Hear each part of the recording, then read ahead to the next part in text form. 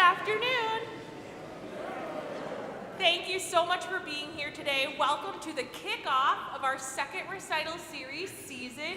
We're so glad to have you here on a beautiful day outside. So thank you for being here to support music and to support this series. My name is Kristen Goodike, and I serve as the co-director of music here at Second with my husband, Aaron. Before we begin, I wanted to share a few pieces of helpful information for you. Restrooms can be found on this floor, around the corner in the gathering place, and other places in the building too. Please silence your cell phones, turn them off, and refrain from using flash photography. You are invited to a reception in the gathering place following the program hosted by our Second Church Recital Series Committee. And if you feel so inclined, there are QR codes on the back of your program and offering plates in the narthex for you to support the Second Recital Series and our performers. We would love to stay connected with you and hope you will consider filling out a Connect card, also out in the gathering place, and place it in one of the offering plates or give it to me or Aaron. You'll also find all of the program dates on the back of your program for this year, or in a postcard that are distributed on the tables and on the counter and different things if you want to take it and give it to someone else and invite them to come with you next time. We are excited to host our first recital featuring a Woodwind Quintet of Holland Symphony musicians. You can learn more about them in your program. Please welcome them.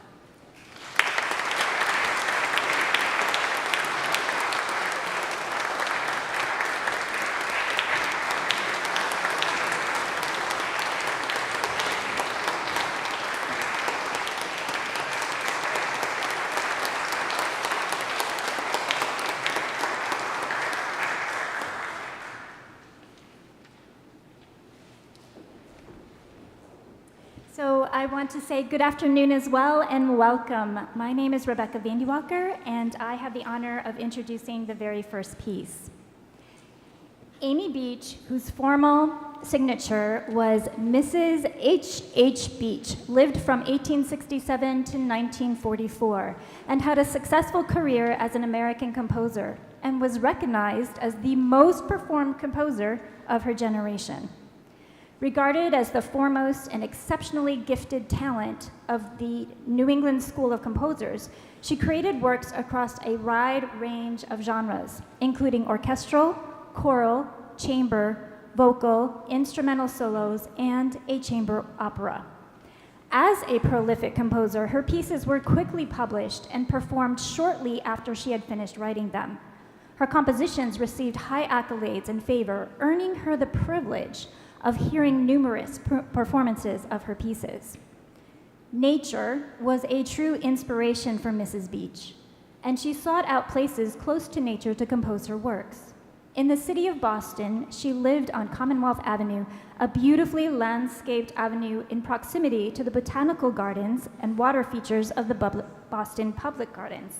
From 1921 to 1941, she composed at the MacDowell Colony, an artist retreat located in the southern New Hampshire woods with the view of the grand Mount Monadnock.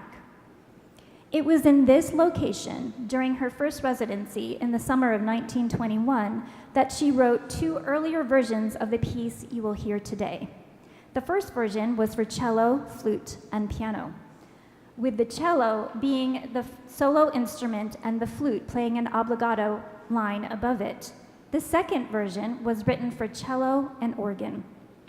The Pastorelle for Woodwind Quintet, Opus 151, was written in the early summer of 1941 during the composer's final residency at the MacDowell Colony, and was to be her second to last composition before she died. According to Adrian Fried Bloch in the introduction of the Hildegard Publishing Company's version of this piece, Amy Beach used the same themes and motives and conservative diatonic styles of her previous versions to rework the original to create a contrapuntal texture that evokes the sense and mood of being close to nature. Interestingly, the ABA form of this composition is not created by characteristic use of contrasting material in the B section, but by a change of key from G major to E flat major, with the use of extended range and dynamics. The rich, harmonious timbres of the woodwinds create a colorful tonal landscape, evoking the peaceful tranquility of a summer afternoon in the woods, our last vestige to summer. Please enjoy. Thank you.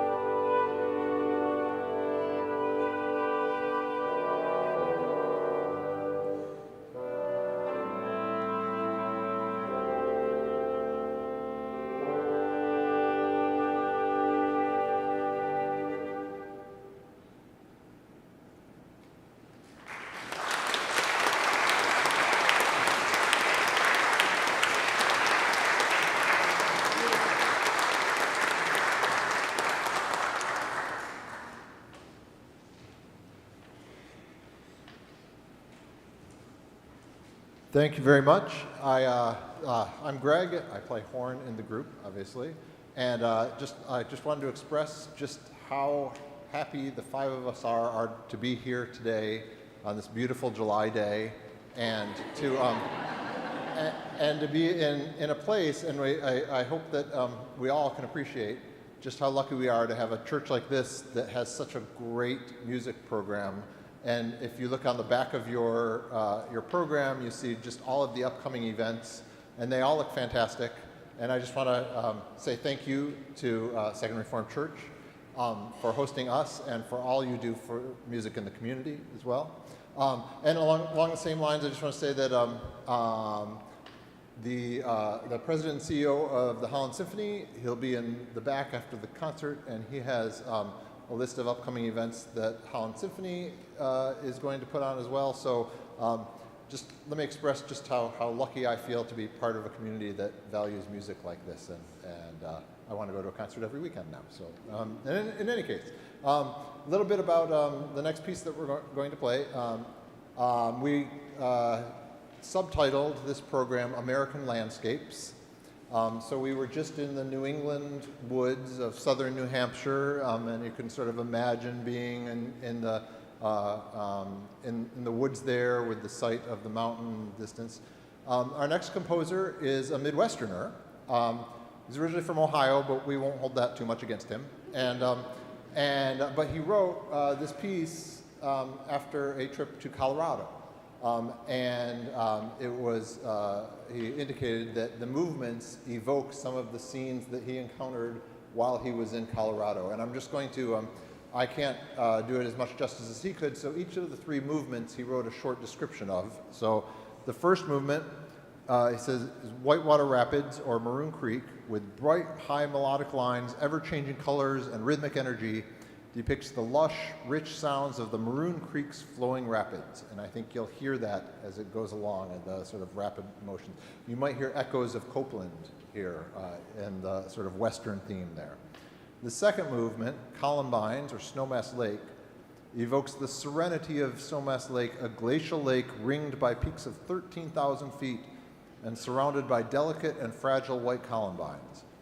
It is a scene at once awesome and intimate, music alternately gentle and expansive. And then the final movement, At the Summit, or Buckskin Pass, portrays the sense of exhilaration, excitement, and quiet amazement one experiences at the top of Buckskin Pass, with its arduous ascent and 360-degree view of mountain ranges, lakes, streams, and dark green valleys. So if you've been to Colorado, you might this piece might call up some of those memories, and if not, you can just enjoy the music. Thank you.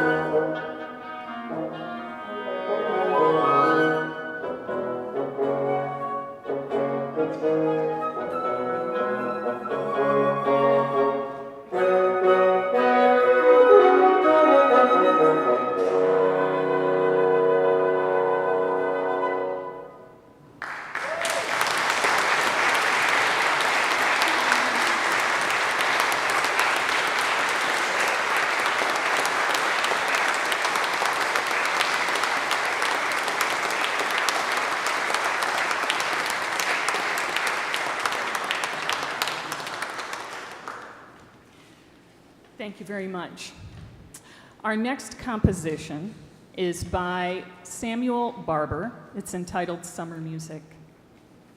Samuel Barber was the rare type of composer who achieves success during his lifetime, who lives to see his works go on to acclaim.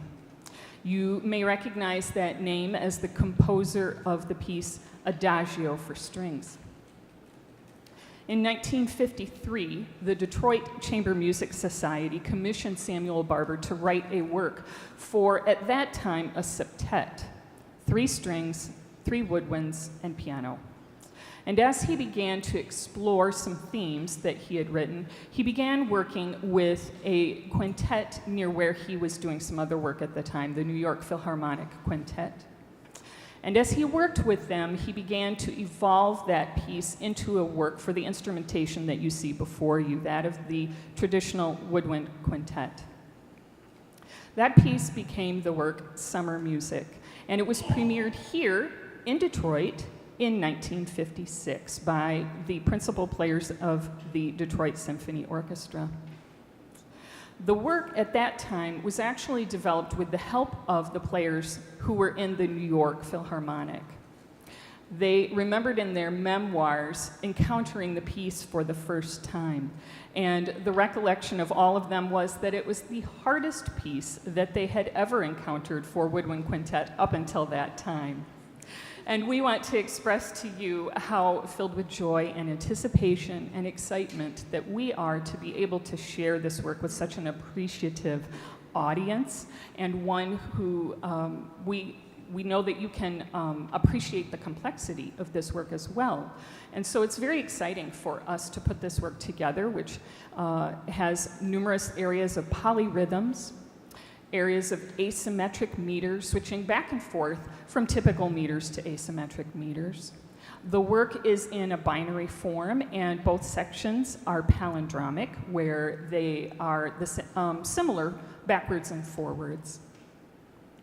There's also a section of the piece that I was delighted to discover that Samuel Barber had collaborated with the New York Quintet with some of their tuning etudes that had been written by their French hornist. He had quizzed all the members of the quintet. What are your hardest notes to play? What are the notes that are the most out of tune on your instrument? And then he wrote a series of etudes to help with tuning for that quintet. Well, Samuel Barber took those etudes and incorporated them into this piece. We are thrilled with the evocative nature of this work. It is intended to evoke a lazy summer day.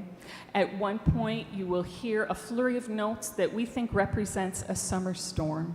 Please enjoy Samuel Barber's Summer Music.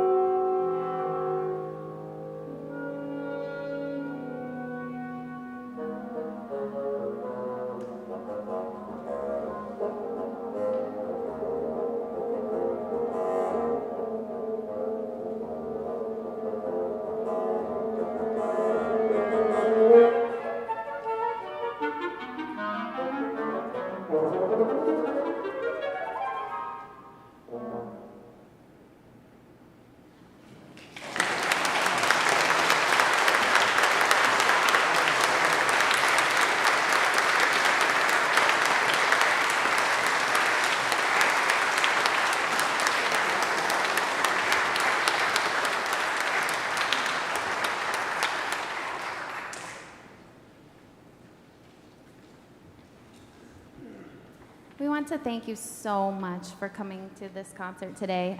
It's a really meaningful concert because it's really our first big recital as a group together. My name's Caitlin Kramer. I'm the oboist in the group. I'm the newest member of the group.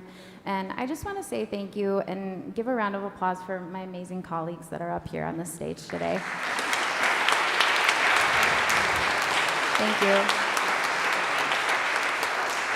They're all such wonderful artists, but they're also wonderful people as well. And I just thank them so much for sharing their hearts and their time and their commitment and their artistry to this music, because we worked really hard on it, as you can hear from the Barber. It's such an involved piece. And it's been so great to join the group and to work with them and learn from them as musicians. It's just been extraordinary. The final piece that we're going to perform for you on our program this afternoon is a really fun work. It's a really joyful work by a composer, Valerie Coleman.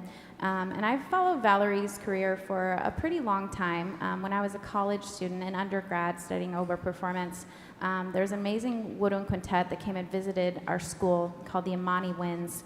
And I remember very vividly we were all in the recital hall waiting for them, and they were late because they're a touring Woodwind Quintet. This is what they do for their full-time job, and they're an amazing, amazing chamber group. But they were late. Their flight hadn't landed in Indianapolis, which is about 40 miles away from my school. And so we were waiting for them, all the audience in our recital hall at my alma mater. And so we were all sitting there in the audience waiting. And all of a sudden, the doors open, and they all truck in. They all have their luggage, their instruments, everything, their coats on.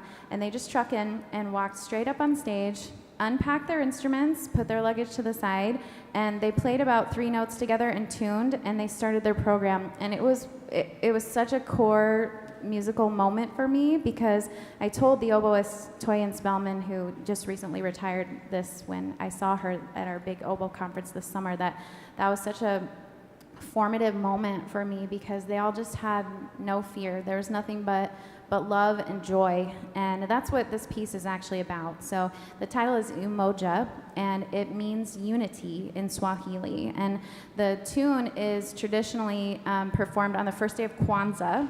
And it's a vocal piece originally. So there's a lot of call and response and connection between the different voices that you'll hear.